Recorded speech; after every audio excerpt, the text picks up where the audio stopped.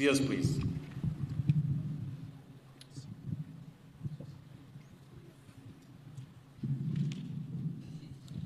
Your Excellency, the President of the Republic of Kenya and the Commander-in-Chief of the Kenya Defense Forces, the Chairman of the Council of the National Youth Service, Director General and all the Council members, the Governor of the County of Nakuru, Her Excellency Susan Kihika, Members of Parliament, led by the Chair of the Committee for Social Protection, Honorable Alice Nganga, servicemen, servicewomen, ladies and gentlemen, good afternoon. It is my pleasure to invite you, Excellency, as you join us in this very important milestone in the calendar of the National Youth Service. If there is a true embodiment of the bottom-up agenda, it is the National Youth Service. The 10,000 servicemen and women who are graduating today from the paramilitary service training are drawn from all the 1,450 wards of the Republic of Kenya, meaning that we are truly the face of Kenya and truly the embodiment of the bottom-up economic transformation agenda. Your Excellency, the National Youth Service is based on 4 pillars that we are implementing. And what is in front of you today is pillar number 1 on the paramilitary training and regimentation. Regimentation because in the National Youth Service, we believe that by working together in groups, it builds discipline, the right ethos and values, and also it gives us a chance to instill a sense of patriotism. After here, we will now go to the next steps in that journey of the National Youth Service through the second pillar of national service, where these wonderful young men and women will be deployed to carry out several tasks in assisting our nation building. Our third pillar, Your Excellency, is based on technical and vocational training, where we are already working with the technical and vocational education training institution in further deepening the skill base and the technical base of the graduates who are in front of you today. And the fourth pillar, for which you have been extremely supportive as we embark on our engineering agenda, is a pillar of commercialization, where we say that other than just building a cadre of young men and women who are going to play a very pivotal role in nation building and rebuilding our country, that we can also create a service that is sustainable, that we do not have to come all the time and seek exchequer support. Your Excellency, from the support that you are giving us in kicking off our transformation agenda under the NYS re-engineering program, we want to promise you that in the passing out parade of the year 2025, we look forward to actually giving you a dividend check, having employed young people and having deployed them to useful commercial purposes and ensuring that we have an NYS that is self-sustaining, that can be able to also expand and include more young people in that service. Your Excellency, let me take this opportunity to very briefly thank your officers whom you have appointed for the overwhelming support that they have given us to involve the National Youth Service in several aspects of our nation building so that we can be able to absorb even more young people. I just want to cite some state departments who have come forward and agreed to your clarion call to support the National Youth Service.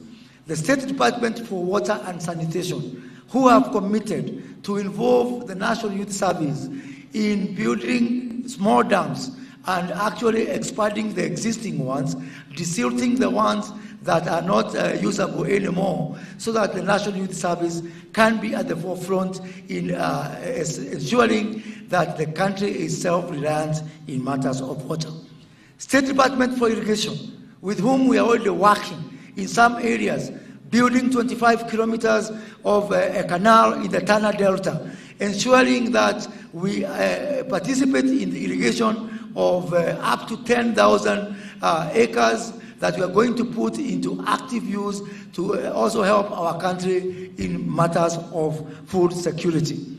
State Department for Wildlife, the Principal Secretary for Wildlife, Sylvia Musia, is here, who are involving the National Youth Service in building water ponds within our national parks and ensuring that we actually reduce the deployment cycle as opposed to the traditional way that we have been doing this job.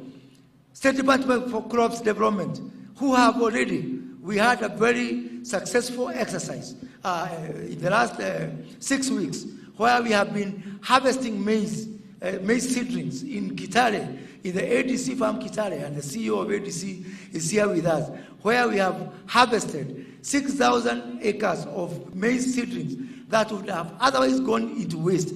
And by the way, we are not doing this for free. The Kenya Seed Company has come here with a check of 13.5 million shillings to pay these young people for our sweat. Just an example of one and many more things.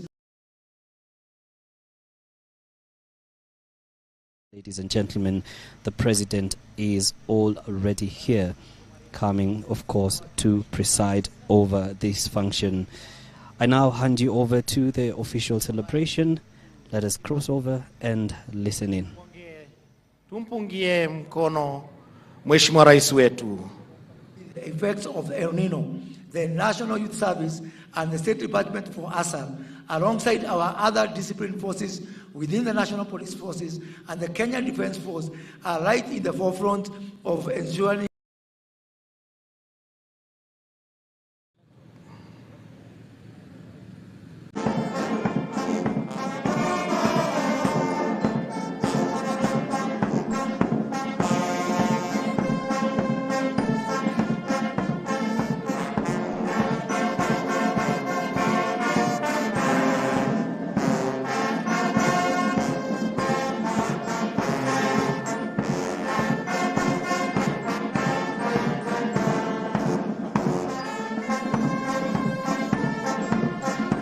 that before the end of this financial year, we are going to plant 200 million trees across the country as we try to also mitigate the effects of the climate change. And again, we are not just doing this as an act of charity.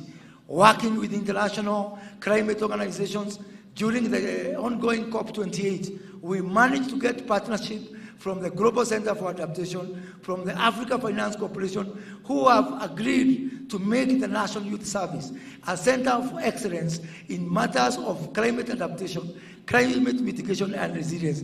And more importantly,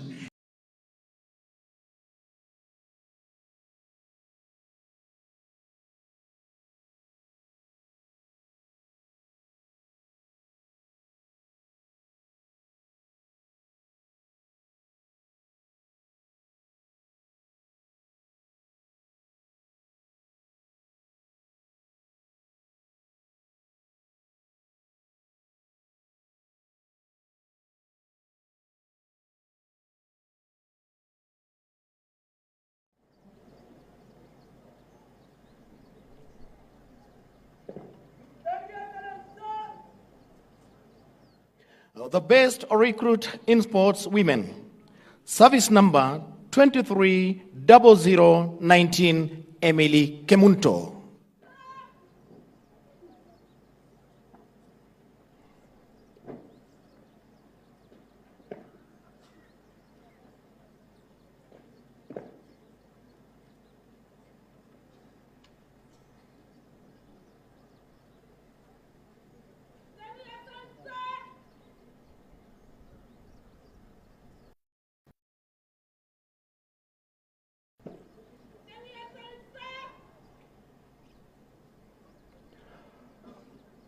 Officer representing the best company men, personal number 2010-02-0094, Senior Sergeant Edwin Marindani.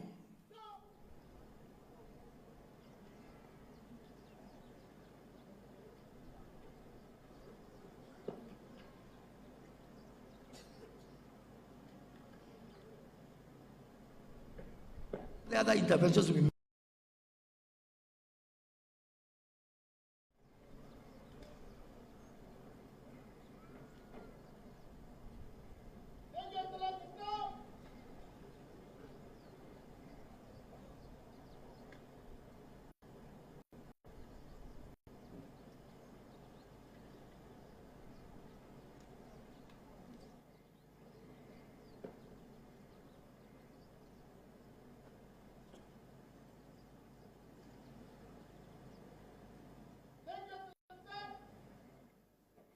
Officer representing the best company women.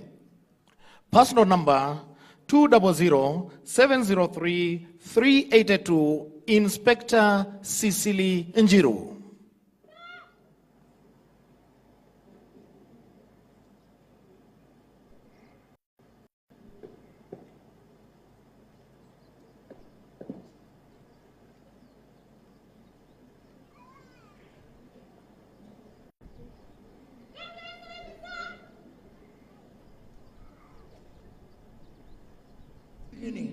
The plan which your government is rolling out might appear painful as unpalatable to some. And in fact, we might get complaints here and there.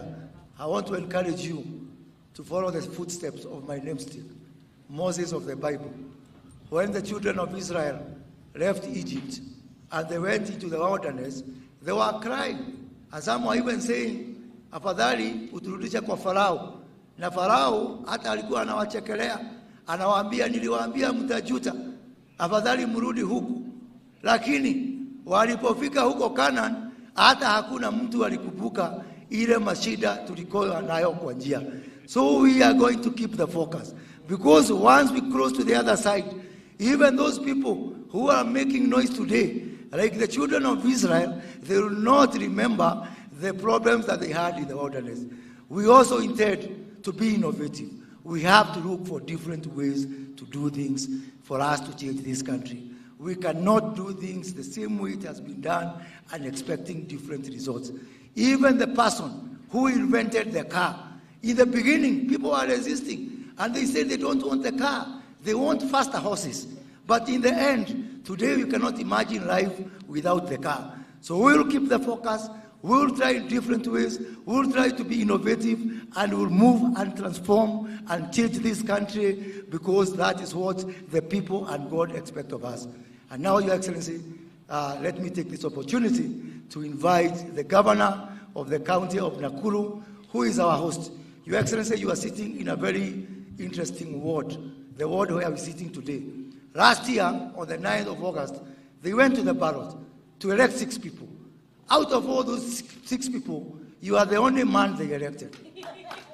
The MCA is a woman, the MP is a woman, the senator is a woman, the women rep obviously is a woman, and the governor is a woman. So if there might be some constitutional issue around that, which I have told Susan we have to look at it, even as we look at the issue of the 2-thirds rule, and you are privileged to represent all of us endangered men species in that endeavor. Madam Governor, welcome.